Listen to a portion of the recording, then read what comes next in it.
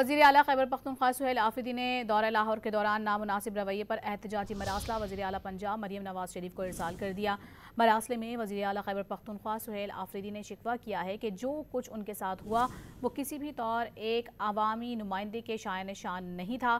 کابینہ اجلاس سے خطاب میں وزیر اعلیٰ سہیل آفریدی نے خیبر پختونخوا کے تمام سرکاری افسران کو واضح ہدایت دی کہ دیگر صوبوں سے آنے والے سرکاری وفود کی روایت اور استطاعت سے بڑھ کر خدمت کی جائے۔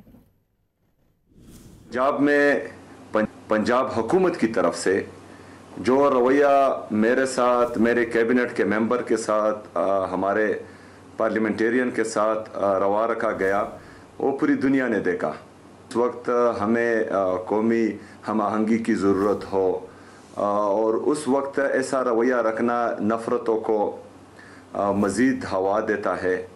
وہاں پر ہمارے گریبان پر ہاتھ ڈالا گیا، ہمارے جو وزراء ہے ان کے ساتھ بدتمیزی کی گئی، ان کو مارا پیٹا گیا۔